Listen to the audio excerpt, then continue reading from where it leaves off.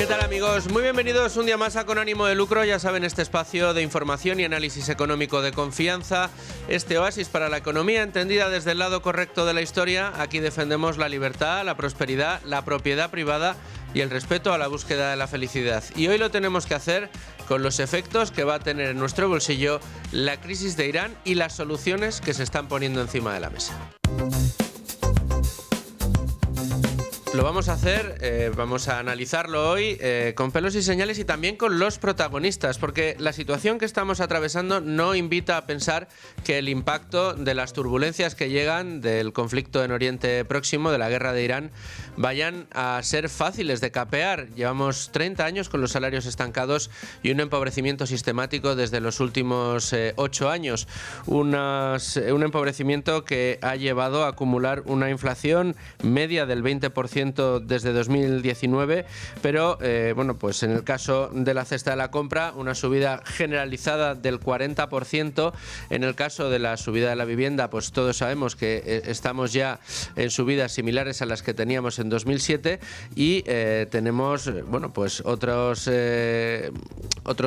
activos, otros bienes de consumo, como son los carburantes, que han subido de media un 50%. Esto ha golpeado y mucho a las economías nacionales y estamos viendo que se están poniendo algunas soluciones encima de la mesa. Ayer el Partido Popular anunció buena parte de esas medidas, aunque todavía tiene otras por anunciar, pero de momento sobre lo que se podría actuar de manera inmediata son Rubén Fernández. Bueno, pues revalorizar, no te preocupes. Revalorizar el salario de los españoles, especialmente de las familias con hijos, a través del IRPF. Dicen que lo harán con reformas en el IRPF que pasan por doblar los mínimos vitales por hijo a cargo y por la actualización de los tramos. Y todo ello calculan que tendría un impacto aproximado de 200 euros de media por contribuyente. Asimismo, proponen bajar al 10% el IVA de la energía a todos los consumidores y luego suprimir el impuesto de generación eléctrica.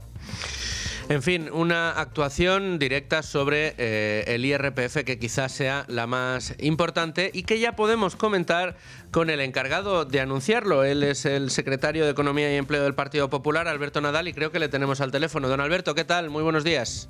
Muy buenos días, ¿qué tal? ¿Cómo estáis? Buenos días, me van a pegar mis compañeros que en la radio a partir de las 12 siempre decimos buenas tardes. Don Alberto, tienen ustedes una batería muy importante de medidas que a priori de lo que ya conocemos, de lo que ustedes anunciaron ayer, insisto, esa actuación sobre el IRPF para deflactar digamos de facto lo que no se ha hecho en el pasado y para poder favorecer a aquellas personas a las que más va a impactar las subidas de precios, no las que tenemos, sino las que pueden llegar por delante. A mí, insisto, lo que más me llama la atención, don Alberto, es que son medidas que se podrían tomar de hoy para mañana con efectos inmediatos, ¿no?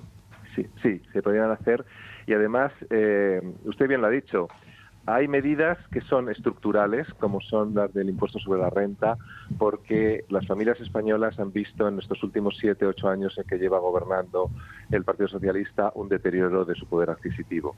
Un deterioro que se debe a que los salarios no crecen lo que la inflación y no crecen más que la inflación y además se han subido los impuestos. Para que nos hagamos una idea, la recaudación por IRPF desde que gobierna Sánchez pues ha incrementado en 80.000 millones de euros.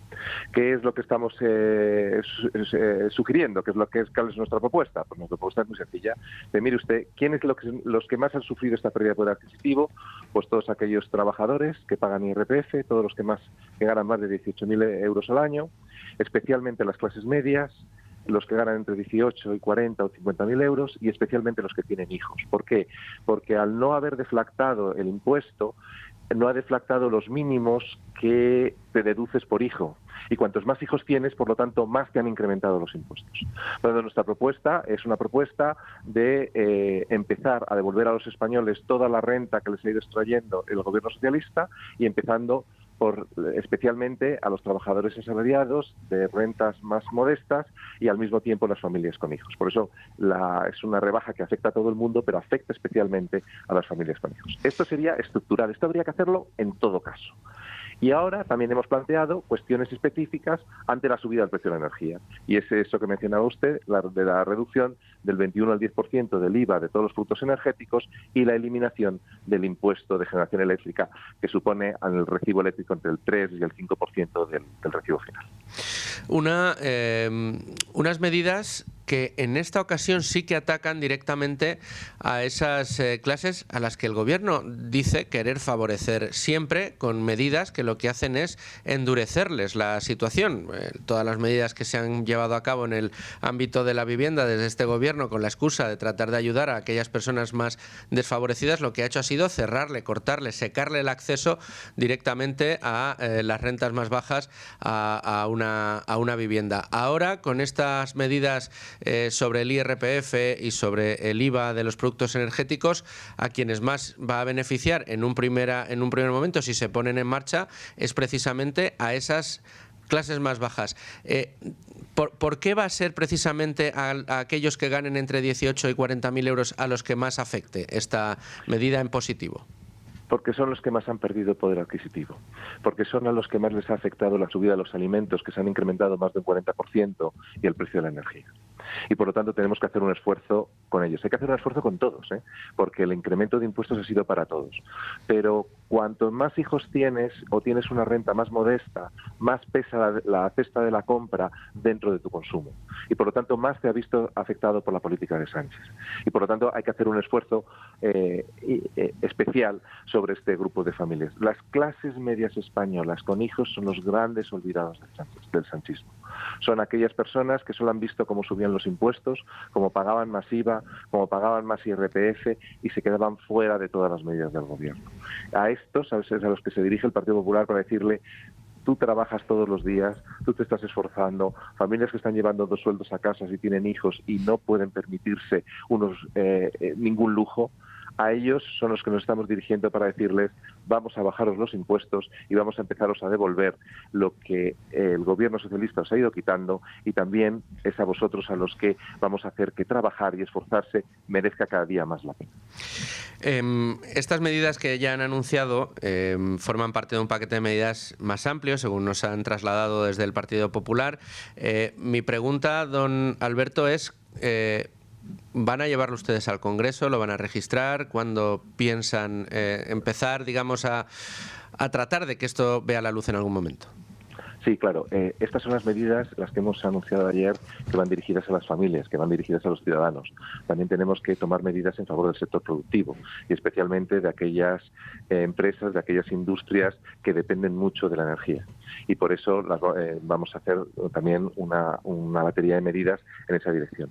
Todas ellas las vamos a registrar de forma inmediata en el Congreso de los Diputados, de manera que puedan ser debatidas por el resto de grupos de la Cámara y también ofrecérselas al resto de grupos para conseguir llegar a acuerdos y conseguir aprobar en el Congreso de los Diputados medidas efectivas para los ciudadanos. Pero no nos engañemos, el Gobierno va a utilizar sus armas parlamentarias y su mayoría en la mesa para frenar cualquier iniciativa que ponga encima de la mesa el Partido Popular, porque la política del Gobierno es subir impuestos y extraer renta de los ciudadanos, no lo contrario, que es lo que estamos proponiendo.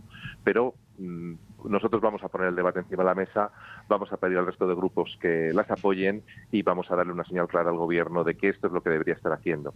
Ya digo, no solamente por la subida del precio de la energía que se pueda producir en estos momentos, sino es porque llevamos 7 años de pérdida de poder adquisitivo, con salarios que no crecen porque la productividad no crece, con salarios que no crecen por encima de la inflación, y al mismo tiempo con una subida de impuestos que está eliminando capacidad de pago, que está bajando la capacidad de compra de las clases medias españolas, Alberto, que son las que sostienen el país. Don Alberto, querría que escuchara conmigo la reacción que tuvo la señora María Jesús Montero al conocer este primer paquete de propuestas que anunciaron ustedes ayer. Escuche.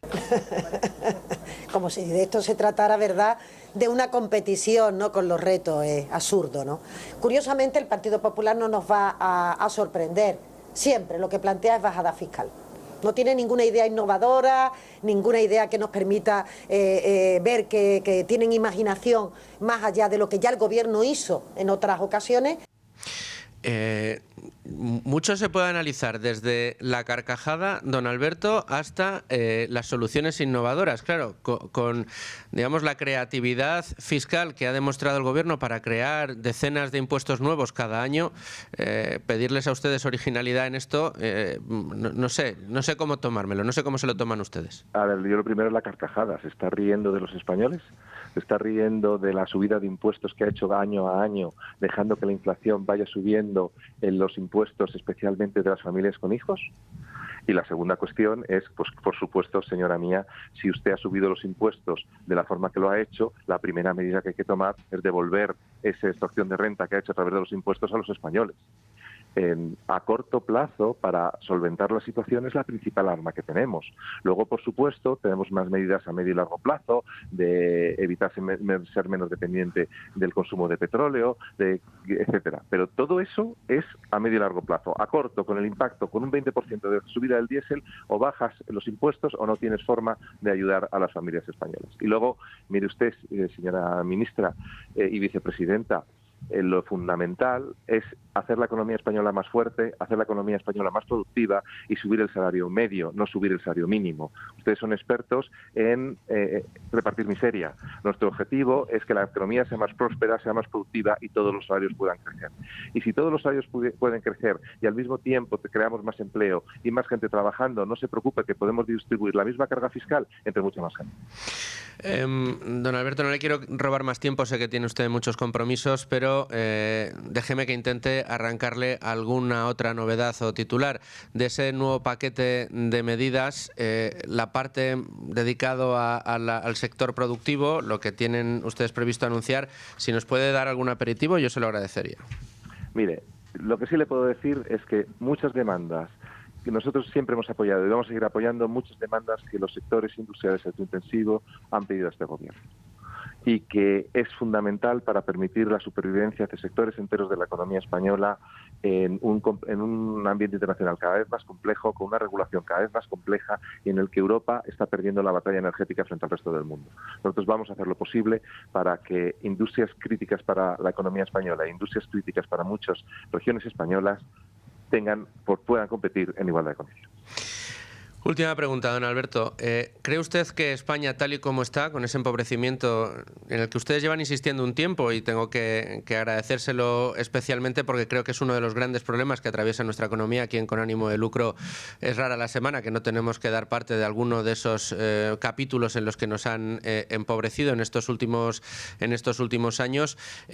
Insisto, con esta situación que tenemos ahora mismo, con un gasto en expansión, pese a que cada año, gracias a esa extracción vía impuestos, consiguen récords de recaudación en el gobierno, y con una economía empobrecida y estancada en salarios en los últimos 30 años, un impacto como el que nos puede venir de ese conflicto en Oriente Próximo, ¿hasta qué punto cree que estamos preparados? Porque el Gobierno parece encantado de darle a la máquina del gasto público para sostener a cualquiera que diga que tenga problemas.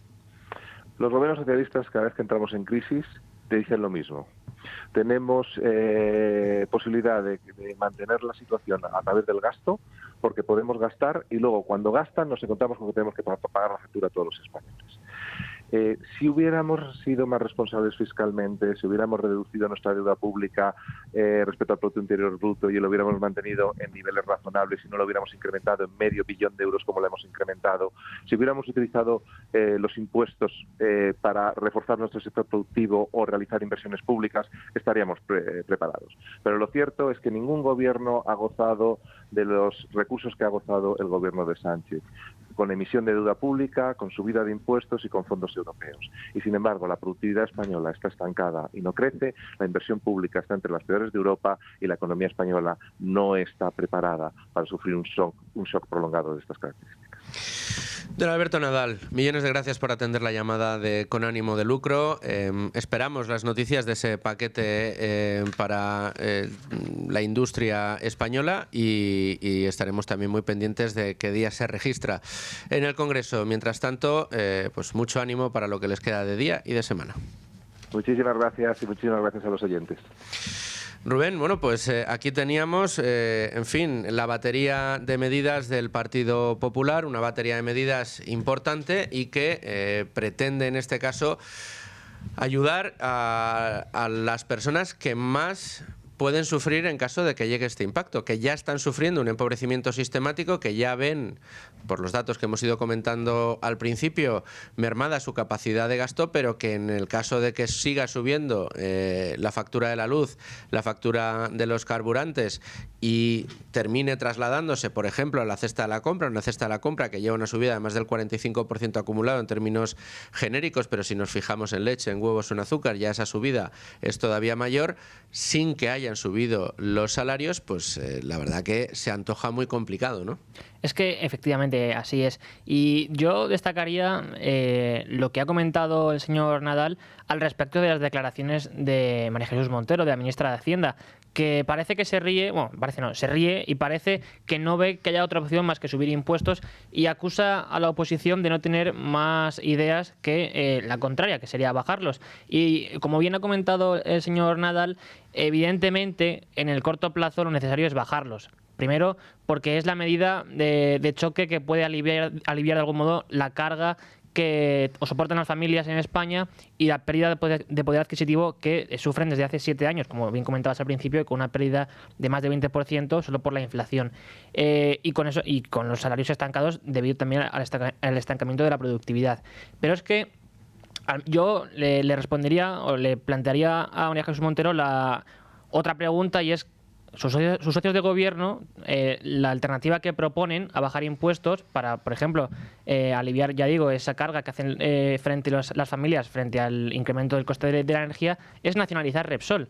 Es que estamos en esas ahora mismo, con un gobierno cuyos socios lo que plantean es medidas abiertamente comunistas e intervencionistas, y tenemos a la ministra de Hacienda que se toma a pitorreo propuestas muy serias que proponen la oposición, en este caso el Partido Popular, para facilitar la vida a las familias españolas. En fin, una situación en la que atravesamos complicada, un impacto que puede tener esta crisis en Oriente Próximo letal en muchos casos para muchas de las economías de este país, ya que esa depauperización que hemos ido sufriendo al final lo que ha hecho ha sido extender de una manera brutal el número de personas que están viviendo con salarios casi de subsistencia. Esto ya ocupa casi a la mitad de la población en España, y un shock de estas características pues puede dejar en la estacada a mucha gente. Lo que está proponiendo el Partido Popular en sí mismo es la solución para todo. Yo diría que no, hay que atacar sobre todo y en un primer momento el gasto público ineficiente y estructural que tenemos, y eso permita unas bajadas de impuestos y una reforma global del sistema que tenemos. Pero como medida de choque, como plan de choque, sí es cierto que son medidas que se pueden tomar mañana y que van a tener un efecto inmediato en el dinero a disposición de los ciudadanos españoles. Vamos a hacer, Rubén, si te parece, un repaso rápido sobre algunas de las noticias del día en materia económica y luego ya nos vamos a la tertulia. Antes de ese repaso a las noticias del día, vamos a recomendarles a ustedes que si tienen algún problema con la batería de su coche, nos escuchen con atención. Atención, bateríasadomicilio.es. Instalan tu batería, estés donde estés, en casa o en la oficina, los 7 días de la semana. Llama al 685-750250, 685-750250 y te dan presupuesto por la batería. Te envían un coche taller, estés donde estés, realizan el diagnóstico de su batería y alternador, y en caso necesario cambian la batería del coche o de la moto en solo unos minutos. Cuentan además con todas las referencias del mercado, por lo tanto les instalarán la batería que su coche necesita, no una parecida u homologable. También tenemos disponible, o tienen disponible en bateríasadomicilio.es, el mismo servicios para baterías de moto, de camión, de carritos de golf o de barcos, también para baterías solares. Se puede pagar con tarjeta o en efectivo, lo tienen todo. bateríasadomicilio.es. Y no se vayan, no se pierdan el programa de hoy, que aparte de la entrevista que acabamos de tener, interesantísima, con Alberto Nadal, tenemos una tertulia fantástica con Santiago Sánchez que vamos a arrancar en unos minutos, y para terminar lo haremos con una entrevista en exclusiva con Chencho Cervera, la directora de la oficina de Circa en Madrid. Y vamos a arrancar este repaso a otras noticias económicas del día con el precio del petróleo, que cae en las bolsas europeas cuando estas apuntan al alza. El precio del petróleo Brent, de referencia en Europa, caía algo más de un 5% antes de la apertura de las bolsas en Europa, situándose por encima de los $93 por barril, lejos de los $118 que tocó este lunes. Por su parte, el barril de crudo West Texas cedía también más de un 5% hasta los $89,8. La caída del precio del crudo se producía después de que el presidente de Estados Unidos, Donald Trump, asegurara en una entrevista telefónica concedida a la cadena de televisión CBS que la ofensiva contra el país centroasiático está prácticamente terminada. En este contexto, las bolsas europeas apuntaban a subidas en la apertura de este martes superiores al 1%. Y lo que tenemos hasta ahora es que el petróleo Brent, la caída la amplía en este mismo minuto. Si miramos las aplicaciones en tiempo real, al 8,16% y el Texas al 7,40%. Son las caídas que están registrando en este momento. Y en cuanto a los principales índices, les puedo contar que luego lo veremos más detenidamente en el momento de la bolsa, pero tenemos al IBEX subiendo un 2,54%, tenemos el Dow Jones que cerraba con subidas del 0,5%, pero es que en Europa ahora mismo lo que tenemos es el DAX alemán con una subida del 2,39%, el FTSE de Londres un 1,61% y el CAC 40 de París un 1,82%, el Eurostock un 2,37%. Festival alcista a esta hora en las bolsas europeas. Pero seguimos con más noticias. La COE no va a negociar con trabajo lo que se ha venido a llamar en la democratización de las empresas. La patronal ha anunciado este martes que no estará presente en la mesa de negociación abierta por el Ministerio de Trabajo para democratizar, dicen ellos, las empresas, que supone un plan en realidad para dar más poder a los sindicatos. En este comunicado, la COE considera que la propuesta del departamento que dirige Yolanda Díaz supone un nuevo ejercicio de intervencionismo y una vulneración del derecho a la propiedad privada. Además, denuncian que plantear una supuesta falta de democracia en las empresas para volver a poner sobre la mesa un modelo socioeconómico propio de regímenes autoritarios del pasado supone al mismo tiempo un nuevo desprecio a la negociación colectiva. Y la inversión en infraestructuras ferroviarias se desploma más de un 66% desde 2009, según un estudio. Según un estudio de la Fundación BBVA y del IBIE, publicado hoy, la inversión en infraestructuras ferroviarias se ha desplomado un 66,7% en España desde 2009, hasta situarse el año pasado en las 4.600 millones de euros. La inversión en infraestructura de uso público que se contempla en el estudio incluye tanto la realizada directamente por el sector público como también la destinada a infraestructuras de transporte que ejecutan entidades como Adif, Renfe, Enaire, puertos del Estado o confederaciones hidrográficas, cuya financiación depende en parte de la administración pública. De este modo se explica que en total la inversión en infraestructuras ascendió el año pasado a los 16.100 millones de euros, un 7% más que el año anterior, pero un 60% inferior a la cifra de 2009. Y terminamos con el coste por hora trabajada que, adivinen, ¿sube o baja? Sube. A las empresas cada vez les cuesta más contratar a las personas en España. El coste por hora trabajada ha subido un 3,2% a cierre de 2025. Según los datos provisionales del índice de coste laboral armonizado, publicados este martes por el INE, el coste por hora trabajada subió un 3,2% en el cuarto trimestre de 2025 en tasa anual, superando además en más de un punto la tasa del trimestre anterior. Así, con el repunte del periodo octubre-diciembre del 25, el coste laboral encadena 18 trimestres de alzas interanuales. Por componentes, el coste salarial se incrementó en el último cuarto de 2025 un 3,1% en relación al mismo trimestre del año anterior y, por su parte, el resto de costes subieron un 3,6%. Hasta aquí el repaso a las noticias económicas del día, pero para no perder las costumbres y en apenas 2 minutos les vamos a comentar las principales informaciones que trae el periódico Libertad Digital en su sección Libre Mercado. Primera información, y además de última hora, subida ahora mismo de Diego Sánchez de la Cruz. España al borde de sufrir el embargo de un edificio en Londres por los impagos de Sánchez a las renovables. Es increíble la cantidad de información que emana de esta situación, en virtud de la cual el gobierno español ha decidido impagar todos los laudos internacionales que pierde por las renovables. Tenemos también que se dispara un 180% las donaciones.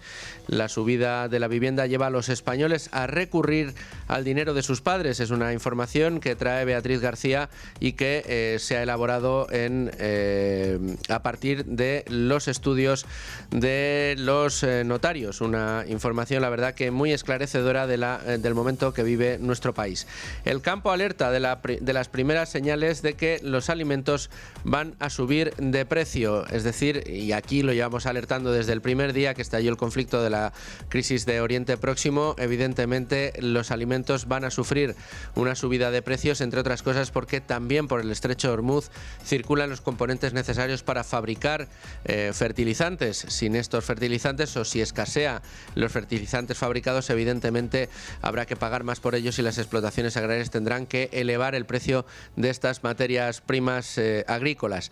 Por último, la subida del diésel y la gasolina retrata al gobierno. Solo el 5% del petróleo y el 2% del gas transita por Hormuz. Es lo que está diciendo el Ejecutivo, que aquí no nos tenemos por qué preocupar, pero evidentemente el hecho de que buena parte del petróleo que se consume en el mundo esté circulando por el estrecho de Hormuz y ahora mismo esté parado hace que la circulación de esta materia prima por el mundo, si le quitas el 20%, evidentemente a menor oferta, más subida de precios, es lo que estamos experimentando ahora mismo en nuestro país. Estas son algunas de las informaciones más destacadas en el día de hoy en la portada de Libre Mercado.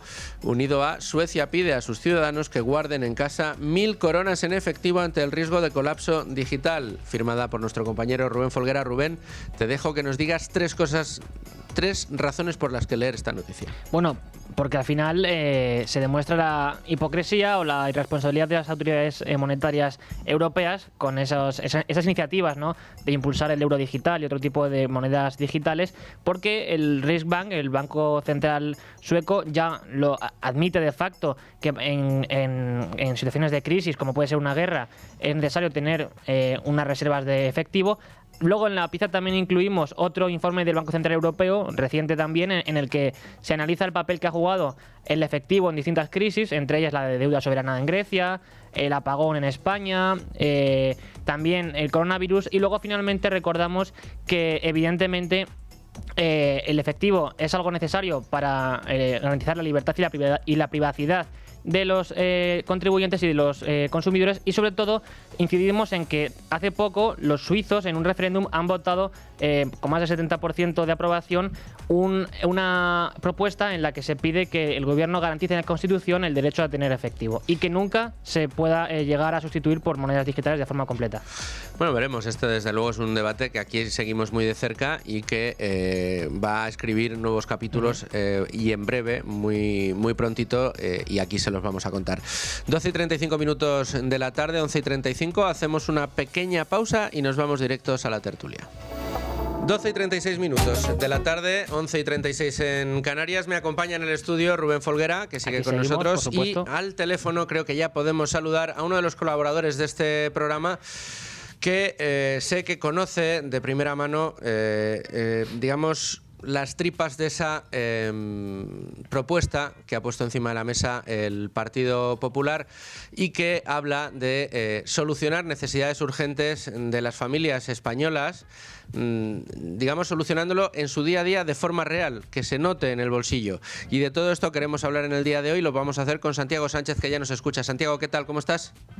¿Qué tal? Muy buenas tardes, encantado de saludarte. Muy buenas tardes, Santiago, muchas gracias por cogernos el teléfono. Sé que estás ocupadísimo, sé que estáis hasta arriba ahora mismo, pero insisto, aquí creo que era importante. Hemos podido contar con el secretario de Economía del Partido Popular, con Alberto Nadal, hace unos minutos, que nos ha estado trasladando la importancia de las medidas que han puesto encima de la mesa, pero sobre todo por la preocupación que existe hoy en España por el impacto que pueda tener sobre nuestra economía esas tensiones en Oriente Próximo, que básicamente han secado el estrecho de Hormuz y todo lo que de esta situación podemos esperar para nuestro bolsillo. Ya la gasolina lo estamos viendo, la luz va a ser lo siguiente. Estábamos leyendo ahora titulares que hablaban de que los productos agroalimentarios van a tener que subir de precio también, y mientras el español de a pie no solo no gana más, sino que tiene que pagar más en impuestos. En esta situación, Santiago, un impacto en subida súbita del precio de las gasolinas, del precio de la electricidad o del precio de los productos de primera necesidad que compramos en el supermercado, ¿cómo lo puede atender o cómo lo puede afrontar una familia, te iba a decir de clase media en España, pero no, una familia mayoritaria en España que ya son clase baja, si hablamos de clases, o directamente personas que tienen que sobrevivir con salarios casi de subsistencia?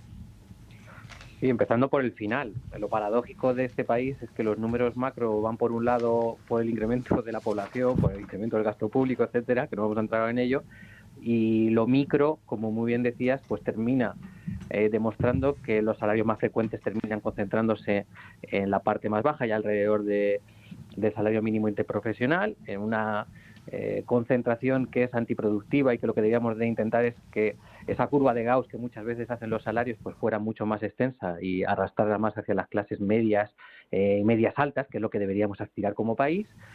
Y nos encontramos con la paradoja de que llevamos 8 años de un gobierno que ha sido absolutamente confiscatorio en su política fiscal sobre las clases que realmente aportan recaudación, que son las clases medias y trabajadoras, que son las que realmente aportan ingresos vía IRPF, y las clases o los trabajadores profesionales de alta cualificación que han ganado experiencia, que han progresado y que se encuentran en esos tramos de renta de 30.000, 40.000, 50.000, 60.000 euros, que parece que les están castigando el éxito profesional y el ahorro. En definitiva, entre una situación de un incremento de la presión fiscal desmedida, que castiga especialmente el IRPF, que si analizamos los salarios reales y los comparamos con su evolución desde el año 2017 hasta ahora, pues prácticamente, sin contar la parte impositiva, solo por la parte de inflación, en el mejor de los casos han igualado poder adquisitivo. En cuanto a entras en clases medias o medias altas, han perdido claramente poder adquisitivo, y luego ya el efecto de la progresividad en frío y de las políticas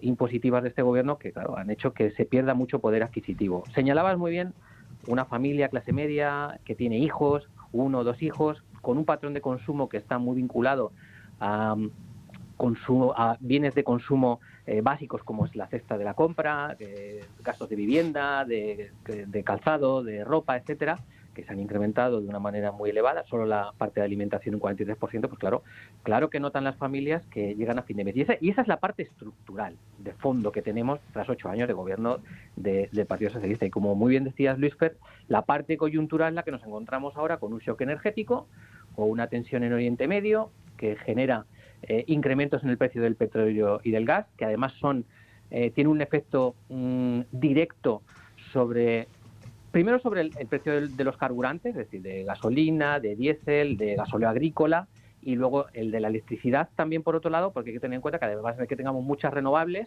nuestro sistema eléctrico es de fijación de precio marginalista, del último precio de la última tecnología que entra en el sistema, que en muchos casos pues es el gas, que el gas se está incrementando. Por lo tanto, tira hacia arriba del precio de la luz.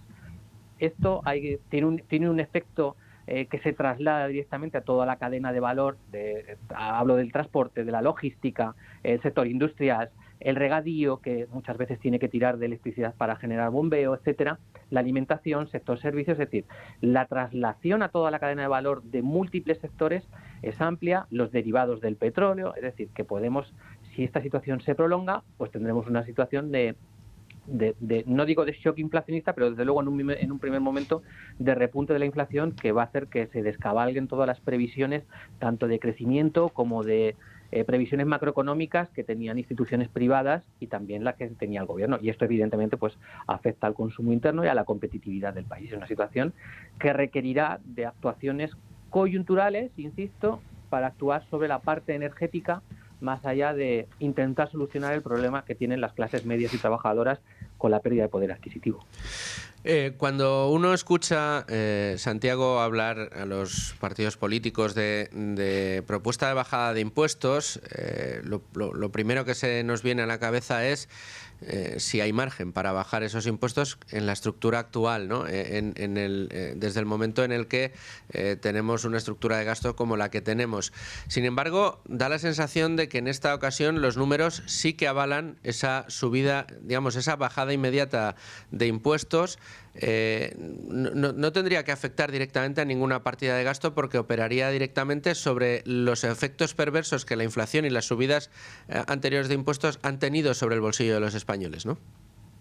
Claro, realmente la propuesta que comentaba al inicio de tu programa el vicesecretario de Economía del Partido Popular, lo que hace es devolver parte de ese incremento de recaudación que ha alimentado las arcas del Estado para generar, no sé si llamarlo compra de votos, pero sí que desde luego ha regado determinadas áreas económicas del país, muchas veces sin ningún tipo de eficiencia económica detrás, no simplemente pues por un interés de distribución de renta que subyace en el fondo de las políticas socialistas, que parece que el único objetivo es el de distribuir renta en vez de intentar incrementar la productividad, el crecimiento, e intentar hacer que la tarta sea mayor y que se pueda repartir más y mejor entre todos los ciudadanos españoles. Entonces, claro que hay margen para poder hacerlo, y además debería de ir acompañado de un ejercicio pues de revisión y de eficiencia del gasto público, insisto, porque muchas veces da igual la fuente a la que podamos recurrir para pues informarnos sobre los diferentes estudios que han evaluado el gasto público ineficiente y que no responde a un criterio de productividad y de generar crecimiento potencial sobre la economía española, pero vamos, hay margen para actuar en esa parte, pero insisto que no tiene nada que ver con que el margen fiscal que se ha creado durante todos estos años de sobrerecaudación o de extracción de recursos de las clases medias trabajadoras y de las empresas, pues permite perfectamente el poder afrontar una bajada de impuestos como la que habéis comentado al inicio del programa, teniendo en cuenta además que una bajada de impuestos, el incrementar la renta disponible de familias y de hogares, de las empresas, tiene un retorno aproximadamente de un tercio, es decir, que no cae en saco roto, sino que esa disponibilidad de fondos que tienen familias y que tienen empresas se reinvierte, acaba en consumo, acaba generando actividades, es decir, que no es un efecto que no tenga una compensación positiva, no del mismo volumen que una rebaja fiscal, pero sí que tiene una aportación después de recuperación de ingresos por la propia generación de actividad que tiene, y es a lo que deberíamos de aspirar. Necesitamos incrementar la productividad del país, necesitamos recuperar las clases medias, y se actúa aliviando la parte fiscal, que es una de las muchas que necesitamos solucionar en el país, o si no, pues tendremos un problema. Santiago, querría que escucharas la reacción del Gobierno a vuestras propuestas en el día de ayer. Quiero que te fijes especialmente en el comienzo del sonido que te vamos a poner. Como si de esto se tratara, ¿verdad?, de una competición, ¿no?, con los retos. Es absurdo, ¿no? Curiosamente, el Partido Popular no nos va a sorprender. Siempre lo que plantea es bajada fiscal. No tiene ninguna idea innovadora, ninguna idea que nos permita ver que tienen imaginación más allá de lo que ya el Gobierno hizo en otras ocasiones.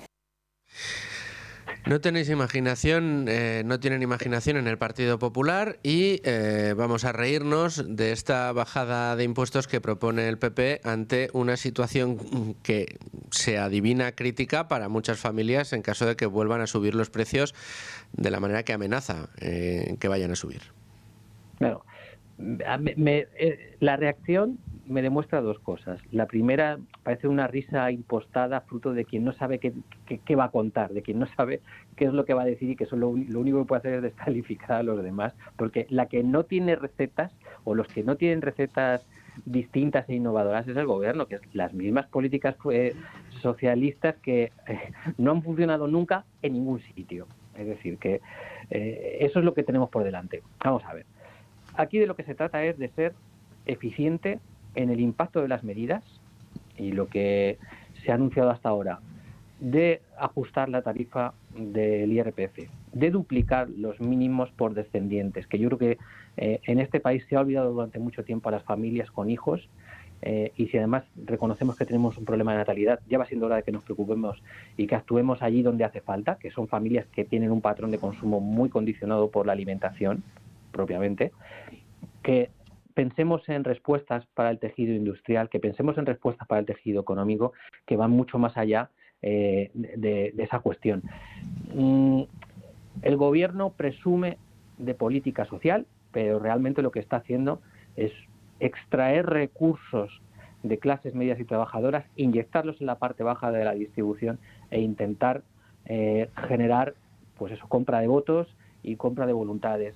Yo creo que tiene pocos motivos la ministra para carcajearse de esa manera, sobre todo como tengamos que recordarles los datos de pobreza del país o de familias que lo están pasando mal para poder llegar a fin de mes.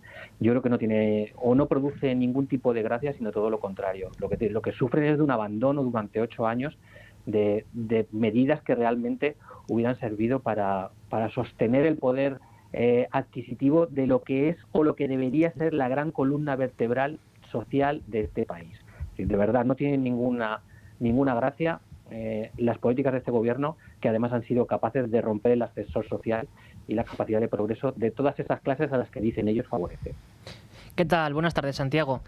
Yo quería preguntarte sobre una cuestión en concreto relacionado con este contexto que vivimos ahora mismo, y es la cuestión de la energía, porque lo cierto es que si en España vemos con cierta preocupación el incremento del precio del petróleo y del gas, es porque nuestro sistema energético depende en buena medida de estas materias primas, que no es algo negativo como tal, pero quizá lo negativo es la contrapartida, es el motivo de por qué dependemos de ello, y es básicamente la negativa del gobierno a apostar por la energía nuclear, como se hace en otros países, por ejemplo, se me ocurre como Francia, ¿no?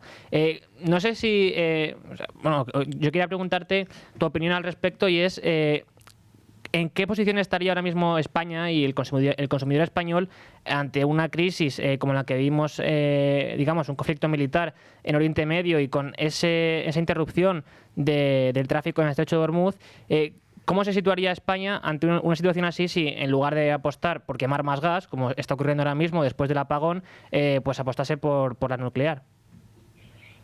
Pues yo creo que has señalado perfectamente una de las debilidades de la competitividad del país y uno de los elementos de preocupación. Vamos a ver, ahora mismo los costes de los servicios de ajuste, yo creo que comparando con el 2017, es que se han multiplicado por 10. Y eso repercute en el precio de la electricidad. Y la consecuencia o la causa de ese fenómeno es una política ausente de planificación eléctrica de este gobierno, donde se ha optado por una visión absolutamente ideológica de lo que debería ser la energía, y por eso se produce el apagón, entre otras circunstancias, pero principalmente hay un componente ideológico que tampoco han dado explicaciones del apagón, ni nadie ha asumido responsabilidades, pero lo que sí sabemos es que para evitar que se produzca una situación similar a como la que vivimos, ahora va a ser prácticamente un año, se están produciendo una serie de sobrecostes sobre el sistema que estamos pagando entre todos, precisamente para generar o optar por fuentes de energía que den estabilidad y seguridad de suministro al sistema. Aquí hemos pecado de una política ideológica que es absolutamente contraproducente con la generación, o a lo que debe aspirar cualquier política energética, ¿no? Que es a tener un coste de la energía más que razonable, a tener garantía de suministro y a conciliar también con la parte medioambiental. Pues aquí se ha adoptado únicamente, o la única visión que ha prevalecido para este gobierno ha sido la parte ideológica y medioambiental, castigando las otras dos. Y la parte nuclear, o la renuncia a las energías nucleares y el cierre de las nucleares, es absolutamente contraproducente para la seguridad del sistema y para la competitividad de nuestra industria por un precio de la energía que sea razonable y a un coste muy asequible. La nuclear te da seguridad de suministro, te da estabilidad al sistema y permite que el pool o el mix energético salga con un precio más que razonable. Yo no discuto que haya que apostar por la energía renovable, sin duda, sea una parte fundamental del futuro, pero la composición del mix energético, la planificación energética y los problemas que ha generado este gobierno los estamos pagando en la factura ahora mismo entre todos. Y este fenómeno de la guerra en Irán y el incremento de los costes del petróleo y del gas terminan repercutiendo también, lógicamente, en la parte de lo que tiene que ver con el gas, en la parte del recibo de la electricidad.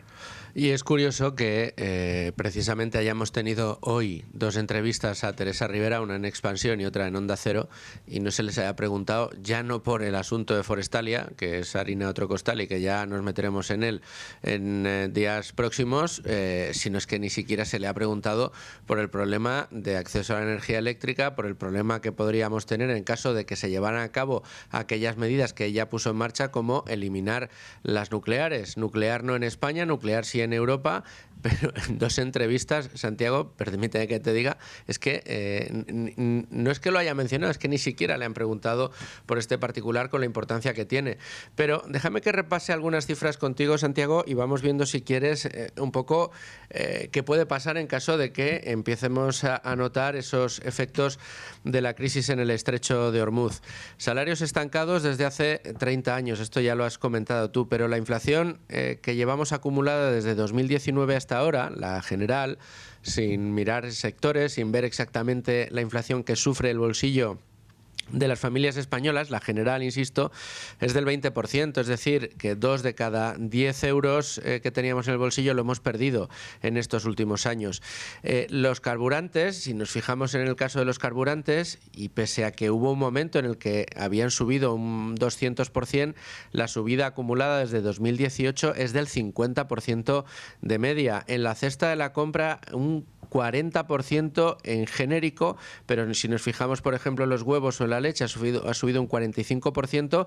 El aceite ha tenido subidas puntuales del 210%, pero actualmente la subida que acumula es del 45%. Hablo todo desde 2018, en el periodo en el que Pedro Sánchez ha sido presidente del gobierno. Y si continuamos así, lo que tenemos es que ha habido una inflación terrible en la forma en la que el gobierno nos ha metido la mano en el bolsillo a los ciudadanos.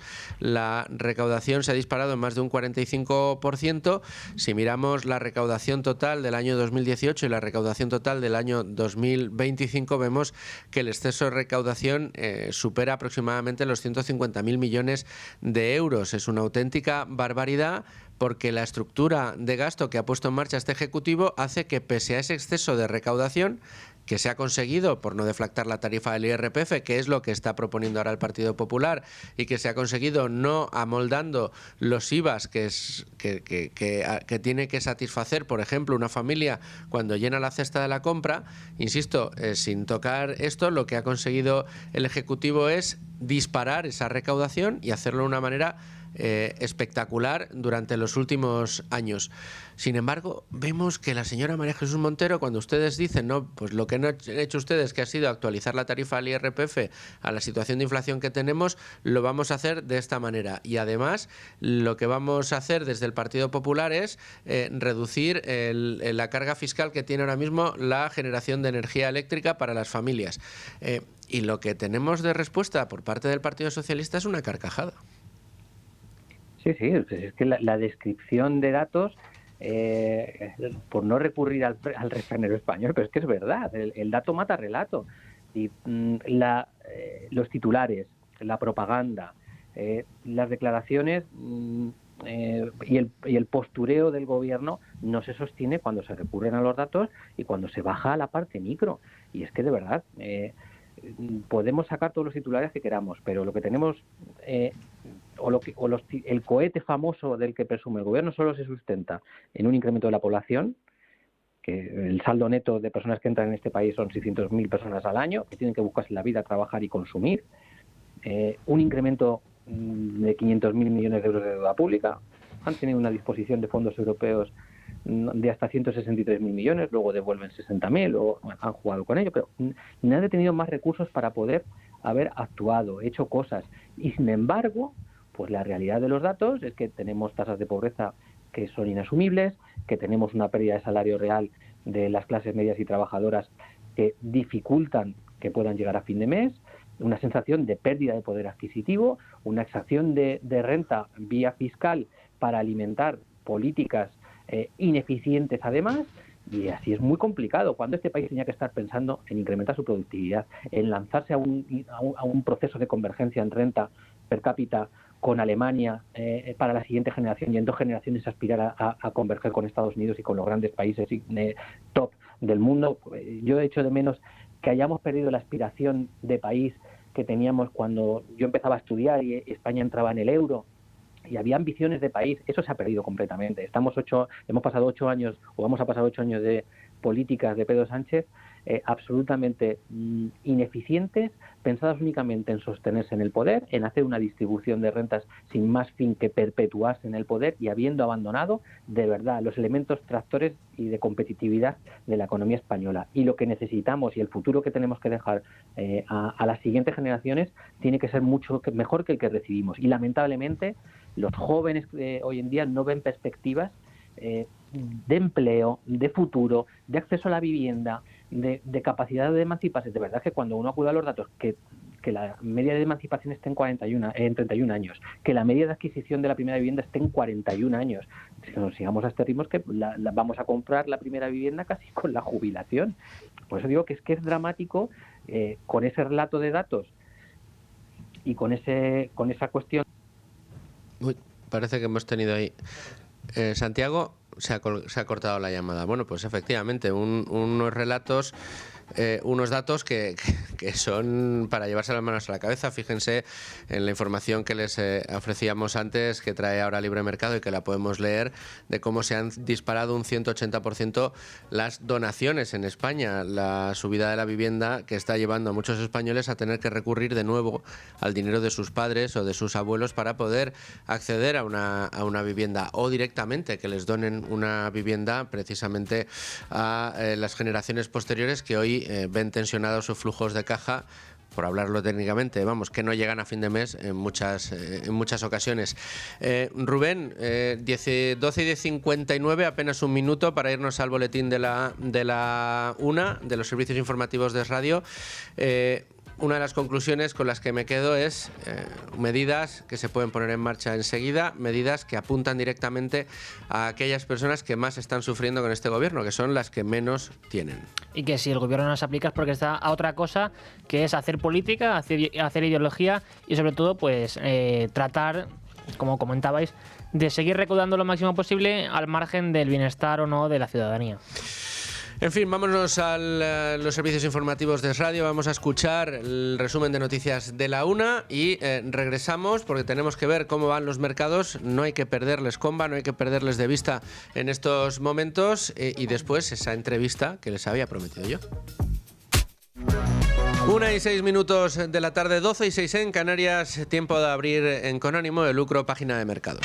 Y tenemos que comentarles cómo está nuestro selectivo IBEX 35, que ayer caía con fuerza a estas horas. Bueno, pues hoy hace lo contrario, sube un 2,46%, suficiente para alcanzar los 17.345 puntos. Es lo que nos muestran las pantallas de información en tiempo real. Ahora mismo las compañías que más suben en nuestro principal indicador son ArcelorMittal, un 5,47%, Banco Santander, que se anota un 5,07%, e IAG un 4,46%. Entre las compañías que más bajan destacan Repsol un 1,62%, que corrige y recoge beneficios, Grifols un 0,99% y Naturgy, que es la que en este caso no baja, sino la que menos sube, un 0,24%. Están los mercados, la verdad, que incandescentes, están los mercados que no les podemos perder de vista, no podemos quitarles ojo, porque la verdad que tanto en lo que tiene que ver con las materias primas como lo que tiene que ver en este caso con las acciones, pues nos dan sobresaltos y sustos.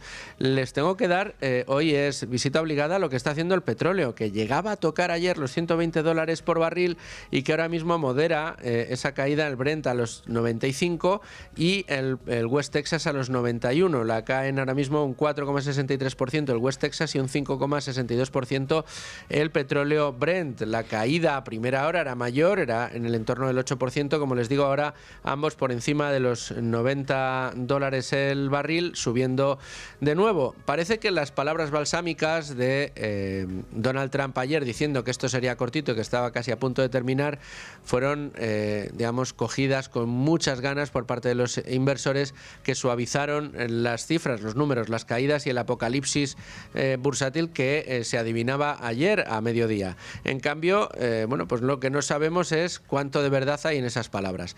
Lo que sí sabemos es que lo vamos a analizar todo con pelos y señales gracias a nuestro analista de cabecera, José María Luna, miembro de Luna y Sevilla Asesores Patrimoniales y amigo de este programa. José María, ¿cómo estás? Estupendamente, muy buenas a todos, Fernando. Encantado de estar aquí con vosotros. ¿Eres de los que estos días se ha tirado de los pelos o eres de los que estos días has dicho piano, piano, tranquilidad, vamos a ver hacia dónde va el mercado y vamos a tratar de posicionarnos como Dios manda? Del segundo grupo, sin duda alguna. Que te queda pelo, porque yo he visto a alguno por ahí que no le queda ya ni una meta. No. Yo creo que es muy clave y además, si queda esto como lección, yo ya me daré por contento. Y es lo siguiente: el miedo siempre quema riqueza, pero la serenidad y el sentido común siempre construye patrimonios duraderos. Si eso queda claro, y en esta crisis yo creo que va a quedar mucho más claro, la serenidad, la paciencia, al final tiene premio. Y yo simplemente digo que no nos dejemos arrastrar solo por los titulares o por el ruido que hay, que es mucho, ¿de acuerdo? Aquí estamos en una situación muy binaria, o una crisis importante, grave, pero manejable, o vamos a un caos total. Y yo me decanto más por la primera opción, la crisis, que es muy importante, es muy grave, no solo geopolítica, sino también económica, pero puede convertirse en manejable, como ya la que hemos, desgraciadamente, vivido con la crisis de Ucrania y con el conflicto en Ucrania, donde el mundo se ha acostumbrado a tener un conflicto bélico, no digamos ya Europa, pero los mercados de capitales han estado funcionando y hay compañías, que es lo más importante, siguen ganando dinero, y el comportamiento no solo de bolsa, sino también de la renta fija o de metales preciosos, ahí está, y ha sido un comportamiento positivo, ¿no? Por lo cual yo creo que debemos de aprender de esa lección. Una lección muy importante y que tiene que ver con unas consecuencias de lo que nos están enseñando los mercados que van más allá de quién gana o pierde en la posición que tenía en sus futuros de petróleo. Es que lo que estamos viendo es que las consecuencias de los movimientos bruscos en los mercados, de esta volatilidad intensa que estamos viendo en los últimos días, tiene mucho que ver con el impacto que vamos a tener, por ejemplo, cuando vayamos a llenar la cesta de la compra. Es decir, que no estamos aquí únicamente viendo esos grandes capitales que pierden y ganan dinero con volatilidad en los mercados, sino de consecuencias mucho mayores. Por eso estamos muy pendientes, José María, del precio del petróleo. Lo vemos por encima de los $90 en este mismo instante, tanto el Brent como el West Texas. ¿Qué implicaciones puede tener un viraje al alza de nuevo de los precios del petróleo? Bueno, si el crudo, no solo el caso del petróleo, sino también el caso del gas, volviéramos a ver un contexto de subida en el precio de los mismos, y además de forma persistente, porque se agrava el conflicto, porque, bueno, hay una noticia, no solo la noticia de ayer, o dos noticias muy importantes de ayer de las palabras de Donald Trump en cuanto al tema del conflicto, sino que ya rebajaba las expectativas de la administración Trump en cuanto a no cambiar el gobierno o que vinieran a una paz total, es decir, que se rindieran de forma incondicional, sino que rebajaba el suflé en cuanto a que no sea una amenaza nuclear. Ya cambia un poco el discurso, ¿no? Pero yo creo que una noticia muy importante procedente de Saudi Aramco, ¿no? Que es Arabia Saudita es la mayor exportadora de petróleo del mundo. Decía que en los próximos días piensa que la capacidad de su oleoducto que va desde el este al oeste, es el Petroline, va a llegar a 7 millones de barriles diarios. Es decir, pasar del Golfo ahora mismo, donde está todo el conflicto, pasar al Mar Rojo, que ojo, que ahí están también los hutíes, pero si es capaz de llevar el petróleo al puerto de Yanbu, evidentemente eso rebajaría el precio. Pero imaginémonos que la situación se agrava. Si el precio del crudo vuelve a subir, evidentemente que entraríamos en una situación de un gran problema. De un problema, por un lado, de expectativa de inflación. Es decir, los precios van a subir.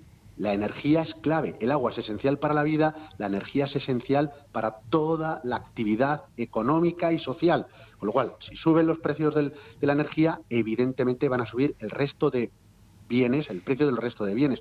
Esto tendrá implicaciones en el encarecimiento de los mismos, menor renta disponible de cada uno de nosotros, ¿de acuerdo? De las empresas a la hora de invertir, tienen que financiar sus deudas, con lo cual los tipos de interés como consecuencia del aumento de la inflación, no solo los que manejan los bancos centrales, que repuntarían, sino también los tipos de interés del medio y largo plazo también van a repuntar, con lo cual imagínense ustedes un Estado como el español muy endeudado, o el americano o tantos otros, teniendo que refinanciar su deuda a tipos de interés más elevados. Es decir, las consecuencias serían muy probablemente un escenario de o recesión económica o estancamiento en el crecimiento económico, con un escenario de inflación y además con tipos de interés al alza. Ese sería el peor de los escenarios.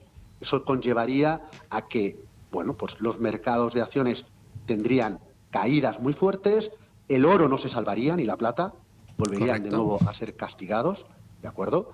Y nos salvaría el cash, la liquidez, ¿de acuerdo? Productos monetarios, el dólar, tanto que se ha hablado de que el dólar ya no se iba a utilizar y que no era la divisa refugio que va a ser el mundo cripto, no, sería en ese escenario preapocalíptico, sería el dólar junto con la liquidez en euros el activo o alguna otra cosa más, que es de lo poco que se podría salvar. No creo, Fernando, no creo que vayamos a ir a ese escenario. ¿Por qué? Pues porque aquí lo que más cuenta es la pasta, es el dinero. Sin dinero no hay guerras. Pues habrá que estar muy pendiente. Y el poder de Wall Street es muy importante, no solo de las grandes capitales, sino también de todos ustedes, aunque sean inversores más pequeños. Desde luego que sí. José María, muchísimas gracias por tu análisis, como siempre. Un abrazo muy fuerte. Nada, por Dios. Un fuerte abrazo y buena semana a todos. Lo prometido es deuda y yo les había prometido una entrevista en exclusiva con la directora de la oficina de Circa en Madrid. Ella es Chencho Cervera y ya la puedo saludar. Chencho, ¿qué tal? ¿Cómo estás?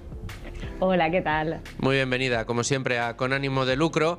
En esta entrevista que le hemos prometido a todos nuestros oyentes, y en la que vamos a descubrir ese maravilloso mundo del mercado de artículos bellísimos, de artículos muy interesantes y cuyo compra y venta a veces la fórmula con la que se producen esas compras, esas ventas, se desconoce y mucho, y tiene un atractivo, la verdad que extraordinario. Por eso te agradezco mucho que nos atiendas y que nos cuentes, nos acerques cómo funciona esa compra de relojes de alta gama, de artículos de joyería, de gran quilataje, diamantes, joyas vintage, que ya nos contarás, pero que creo que ahora mismo están muy en boga, y en fin, pues un mercado que la verdad tiene un atractivo extraordinario, y más para un programa que se llama Con Ánimo de Lucro. Pero antes de entrar en los entresijos de las compras y las ventas y de cómo se producen este tipo de operaciones, cuéntame un poco más sobre Circa y a lo que os dedicáis. Pues en Circa, bueno, somos una empresa estadounidense, se fundó en Nueva York en el año 2000, que, bueno, lo que intentamos,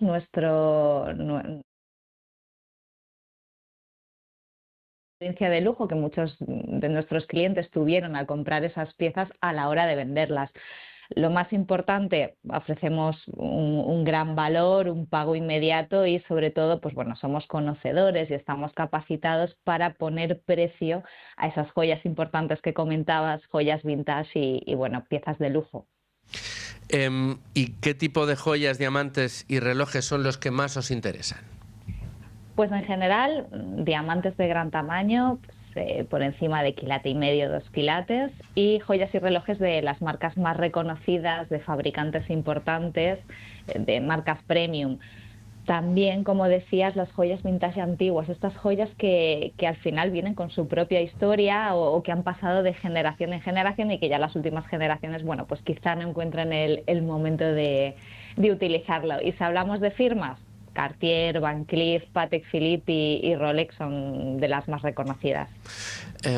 Sí, bueno, es muy curioso el mercado de Rolex en concreto, que en muchas ocasiones la segunda mano opera a precios muchísimo más altos que el mercado original por la falta, la escasez de este tipo de artículos, ¿no? Sí, lo que ocurre con Rolex y con el mercado de los relojes es que hubo un gran auge en años posteriores a la pandemia, y sí que es cierto que aunque en la actualidad hay algunos relojes, algunos modelos de estas marcas, Rolex, como bien dices, es el mejor ejemplo, que sí que han mantenido y mantienen esos precios de retail, esos precios que son casi igual nuevo que de segunda mano. Hay otros modelos que no tanto, hay otros modelos que se han mantenido un crecimiento pues bueno, más sostenido a lo largo del tiempo, pero por supuesto son valores mucho más altos que si tenemos en cuenta los valores que se daban antes de la pandemia. Es decir, los precios que se dan ahora mismo por relojes de Rolex eran impensables hace 10 años.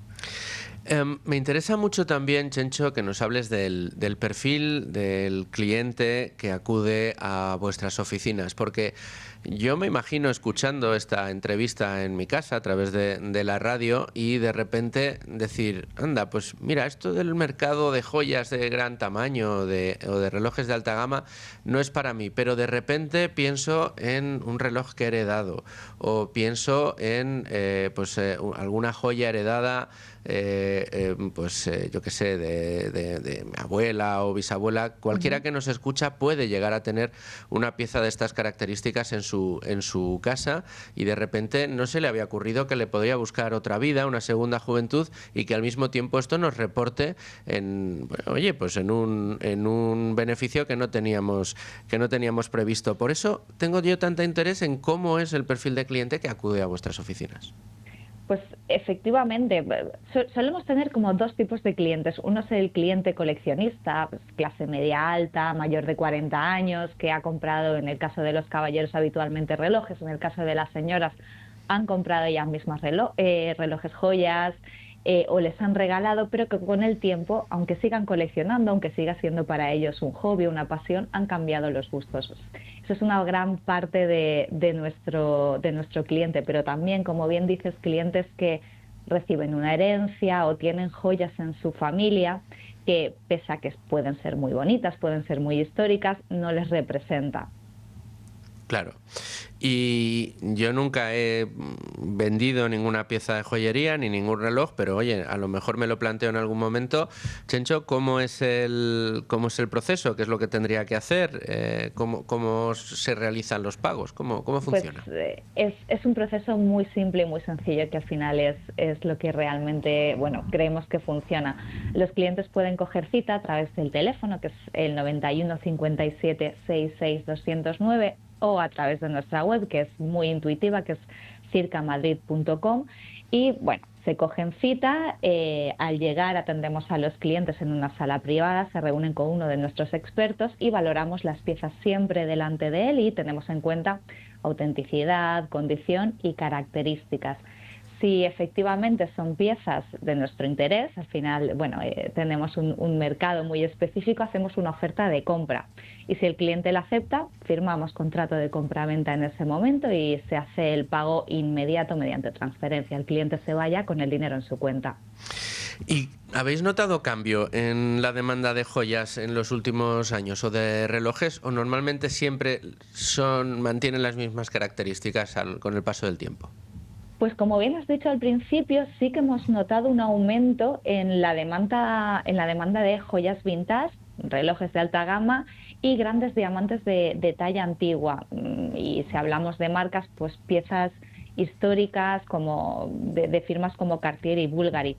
También para nosotros son de gran interés las firmas icónicas de su época. Por ejemplo, si hablamos de un brazalete de diamantes de la época Art Deco de Cartier, todo esto tiene un valor mucho más alto, y este interés que vemos en nuestros clientes nos llevan a pagar precios más altos por las joyas y por este tipo de piezas más especiales a nuestros clientes que quieren vender.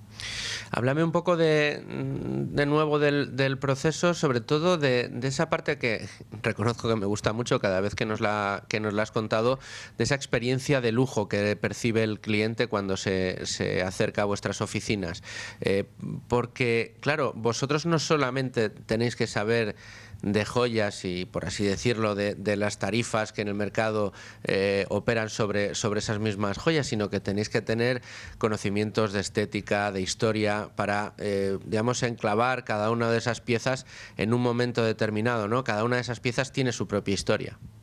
Efectivamente, gran parte de mi equipo y yo misma tenemos una formación muy importante en historia de la joyería. Hemos trabajado para grandes firmas que han ayudado a que esta historia de la joyería sea lo que es, pues como puede ser Tiffany.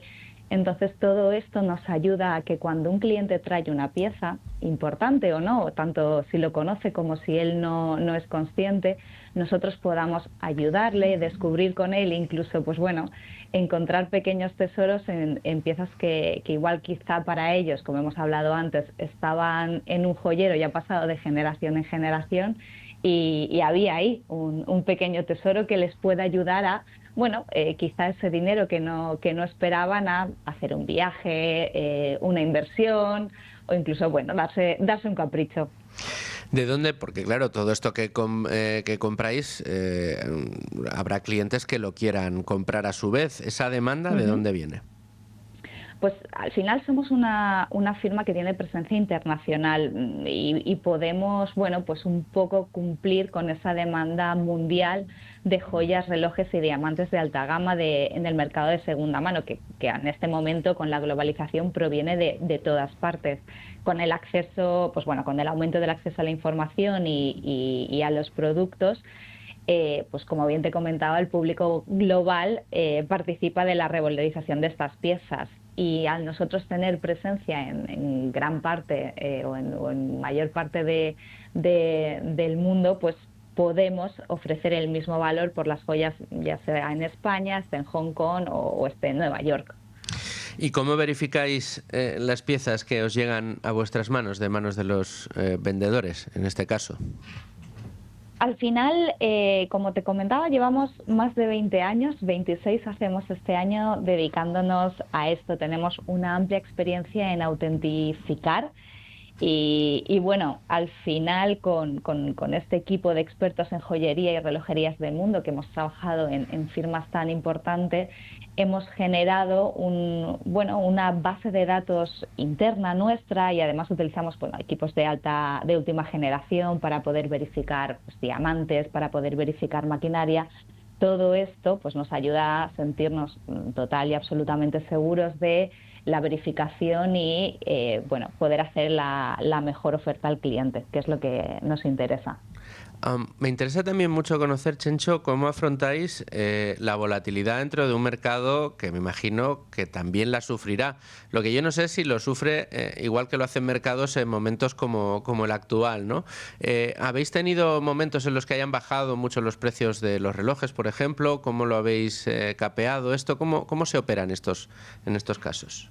Claro, como hemos hablado hace un poquito, hubo una pequeña caída porque realmente hubo una subida muy alta después de pandemia, pero yo no diría que haya caído de manera constante, sino que pues este gran auge que vivimos con el tiempo hizo que algunos modelos de relojes, hablamos por ejemplo de Rolex, que es el mejor ejemplo para ello, algunos modelos deportivos se mantengan en esos precios e incluso estén en valores de retail en la actualidad, pero otros hayan vuelto a niveles un poco más estables, pero siempre, como te comentaba, vamos a poder, aunque haya habido esta pequeña bajada, vamos a poder pagar mejores precios que antes del COVID, seguro, porque existe esa demanda real.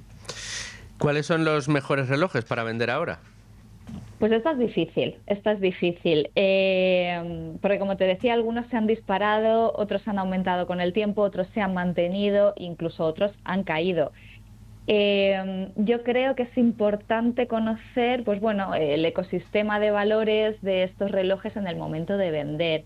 En la actualidad, yo te recomendaría en términos generales siempre las grandes marcas. Hablamos de Rolex, hablamos de Patek Philippe, además Piguet y Cartier. Cartier siempre lo ha sido, pero de un tiempo a esta parte las nuevas generaciones están apostando mucho por Cartier.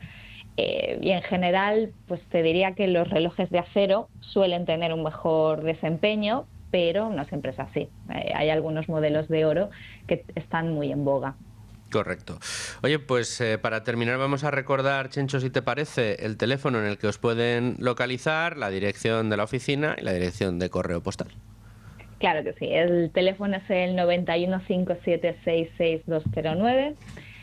La web es muy fácil, es circamadrid.com, desde ahí podrán coger su cita y nos encuentran en Ortega y Gasset número 19. Bueno, pues ahí quedan esos datos y ahí queda ese maravilloso mercado de lujo, con experiencias de lujo como las que disfrutan vuestros clientes. Chencho Cervera, muchísimas gracias, como siempre. Un placer, gracias a ti. Muchas gracias también a todos ustedes, señores oyentes, por seguir ahí un día más, seguirnos y estar con nosotros, acompañándonos de 12 a 1:30 aquí en la sintonía de Radio Libre Mercado. Mañana les espero con asuntos seguro de su interés. Hasta entonces, sean muy felices, amigos.